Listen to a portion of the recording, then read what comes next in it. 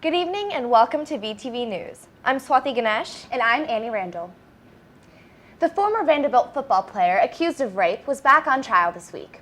Corey Beatty's retrial began on Monday. Tom Thurman, the prosecutor, made the state's opening statements for the trial. He echoed statements made in the 2015 trial. The defense framed opening statements in terms of experience, quote, new things in college, such as drinking alcohol to the point of blacking out. The jury, which consists of 4 women and 10 men, arrived in Nashville on Sunday and are sequestered in a hotel. Vanderbilt is becoming more exclusive. Admission rates for the class of 2020 hit an all-time low, with only 8.8% of applicants being accepted. Over 28,000 people applied. Less than 10 years ago, the acceptance rate was nearly 4 times higher, at 31%. The numbers reflect a trend of increasing selectivity here at Vanderbilt. With registration just around the corner, VTV takes a look at the preparation that goes into it. With the story, here's VTV News reporter Victoria Halakar. Come registration day, most students wake up early and hit refresh what seems like a million times before finally being able to enroll. But what goes on behind the scenes? We sat down with the people behind registration to see how they're making sure things run smoothly. So we do our best to really divide it up as best we can so that we're not overtaxing the system and also that students can get in there and get classes. Because I think what we really need are students involved, the dean of students and IT. Between us, we ought to be able to sort out and understand what the challenges are. The current system of 2 days per class came about with faster connection speeds. We adjusted down to the tighter window because we found that the system really could accommodate the kind of student population that we had at Vanderbilt. But after 2 rocky registration periods in a row, what's different about this semester? The first thing we've done is identify those registration periods and implement what the IT people call a change freeze, where we've said, don't mess with anything during this period of time. The other is actual load testing. So that's where we program a bunch of computers to pretend that they're students and hammer on the system. As prepared as the system might be, there are always surprises. Everyone has to work together when things go wrong. Then it's an all hands on deck operation. And we get the database administrators, the system administrators, the application developers, and our partners in academic affairs together and figure out what's going on and what we're going to do about it. So, is the university prepared for registration? Is this wood? Yes, we do think so. We've worked very closely with our partner, with Greg and his team and VUIT to try to test the system, and we got the appointments in there, and all signs are that it's going to be working well. We have done everything possible to ensure that we have a smooth registration period. Registration begins on Monday and will run through April 29th. For VTV News, I'm Victoria Halakar. Thanks, Victoria. Men's basketball at Vanderbilt officially has a new face, Bryce Drew. The former head coach at Valspero University signed a 6-year contract with Vanderbilt on Tuesday.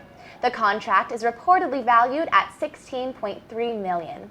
Deciding to go to Vanderbilt was a well-thought-out move. Drew said, quote, "There's been a lot of different opportunities in the past that I've looked at, but none of them brought the full package that Vanderbilt brings."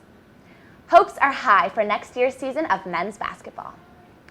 You might see a friendly Commodore face in the NBA soon. Vanderbilt point guard Wade Baldwin told athletic administration that he will enter the 2016 NBA draft. This means Baldwin, a projected first-round pick, will forego his final 2 seasons of eligibility with the Commodores. He's the 3rd Vanderbilt player in the last 6 years to leave early. The NBA draft will be held on June 23rd. Vanderbilt's golf team had an impressive comeback last weekend. The Commodores took home their 2nd consecutive Mason Rudolph Championship trophy on Sunday with a 1-shot win over the Florida Gators. This marks the golf team's 3rd straight win of the spring, the most ever by a Vanderbilt golf team. 4 Commodores finished in the top 10, with junior Matthias Schwab placing 3rd. The team hopes to break more records as they compete in the SEC Championship next weekend. Election season is in full swing. With many concerned about Donald Trump receiving the Republican nomination, VTV News reporter Samantha Smith finds out what Vanderbilt students think about him. The Republican Party has spent months narrowing down its pool of possible presidential candidates. But during this time, one name has continued to stick at the front of every conversation: Donald Trump. But just what makes Donald Trump so attractive to the public? I would definitely not vote for Donald Trump. It honestly scares me that there are people in this world that would vote for Donald Trump. I believe that more radical candidates like Donald Trump represent a poor trend in American politics. While the majority of people we interviewed voiced that they would not vote for Donald Trump. No, never.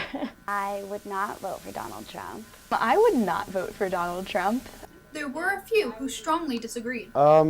So right now I think that he has a lot of support, and I don't necessarily want to throw my support behind somebody who doesn't have a shot in winning. And while I don't agree with all of his policies, I think I follow the common narrative where he says what he thinks, and that's what I like to hear from a candidate. While Trump continues to make headlines, some of his supporters believe that the media is giving him a bad image, despite the benefits of his policies. When you really look at his policies, you can see that what he's trying to do is to put Americans first.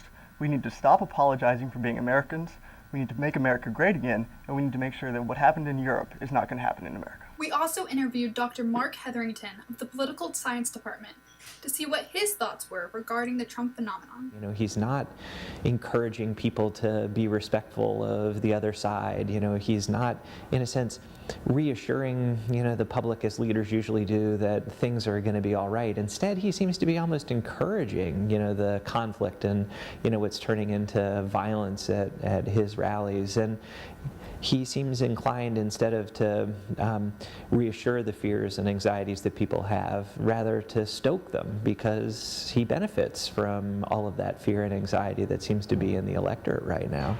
While this is appealing to some, for other Vanderbilt students, he's lost their vote. He's very sexist and has no political background, and I don't agree with most of his policies, such as building a wall in Mexico or anything he says about foreign policy, including saying he would bomb the families of terrorists before realizing that was a, what do they call it, a war act, actually.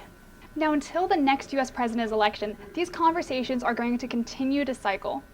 But until that time, the question remains, would you vote for Donald Trump? Do you stand for what he stands for? This is Samantha Smith reporting for VTV News. Thanks, Samantha. Vanderbilt University Medical Center continues to be a leader in healthcare equality for LGBT patients. The Human Rights Campaign named the Med Center a leader in LGBT healthcare equality for the 5th year in a row. Vanderbilt earned top marks in meeting non-discrimination and training criteria. They are among the first academic medical centers to achieve this designation and have an office dedicated to LGBTI health and equality. While often looked down on as a place to live, one Vanderbilt dorm is making a comeback. Vandy Barnard will be torn down and rebuilt beginning in mid-May. This $115.5 million project is expected to house 340 students. The new hall's goal is to create a living learning community similar to that of the Martha Rivers Ingram Commons.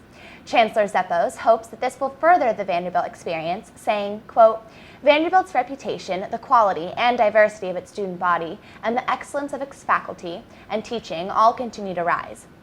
The new Vanderbilt Barnard College will further enrich this dynamic environment and support our ability to recruit, retain, and educate the most outstanding undergraduates in the world. The new Vandy Barnard is expected to be ready for students by summer of 2018. 3 Vanderbilt students have been recognized in this year's Goldwater Scholars Competition. Marie Armbruster and Jared Schultz were selected as Goldwater Scholars, and Suru Ma received an honorable mention. This award recognizes sophomore and juniors for excellence in the fields of math, science, or engineering. It consists of a 1- or 2-year scholarship of up to $7,500 per year. All 3 of these students have plans to pursue a PhD after their Vanderbilt career. That's all for tonight's broadcast. Thanks for watching VTV News.